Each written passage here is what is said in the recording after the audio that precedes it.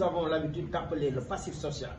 Le passif social, on en parle toujours, mais il est important de le clarifier pour que tout le monde comprenne. Dans ce passif social, il y a à la fois des points qui font déjà l'objet d'accords, mais qui tardent à être matérialisés ou qui sont en cours de matérialisation. Mais il y a également des points que nous avons inscrits dans nos préavis, mais qui sont de nouvelles préoccupations et sur lesquelles on devrait se retrouver également pour discuter de ces points-là, ce qu'on appelle les questions nouvelles.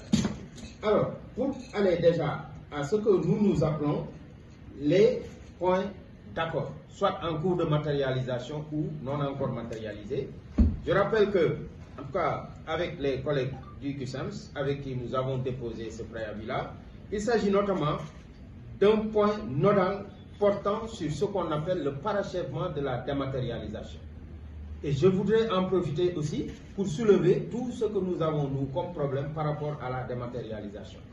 Et je rappelle aussi qu'avec l'équipe qui est là, l'équipe de la fonction publique, la dématérialisation est un projet qui date de 2017 avec Viviane Bambassi, qui est partie. Entre-temps, je ne peux pas compter combien de ministres nous avons vu passer au niveau de ce ministère. Et jusque-là, cette dématérialisation, quelque part, est encore en cours ou reste quasiment ce qu'on pourrait appeler un serpent de mer.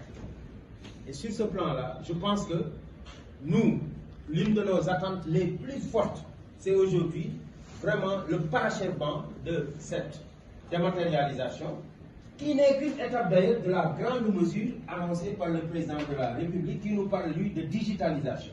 Et je pense que c'est ça que nous voulons, effectivement. Nous voulons qu'il y ait un parachèvement de la digitalisation, ce qui nous permettra aujourd'hui de ne plus passer notre temps à peut-être verser dans des choses qui ne sont pas réellement ce que je pourrais appeler, mais les prérogatives d'un syndicat. Le suivi de dossier au Sénégal est devenu une prérogative dédiée au syndicat, alors que ce n'est pas ça la fonction d'un syndicat. Un syndicat doit travailler pour des revendications de conquête, pour le progrès social. Mais finalement, c'est devenu notre activité quotidienne. Et je pense qu'aujourd'hui, par rapport maintenant à ce diagnostic qui est fait très rapidement, par rapport au suivi des dossiers, tout le monde sait que déjà, le premier point, c'est le problème que nous avons nommé au niveau de la plateforme du ministère.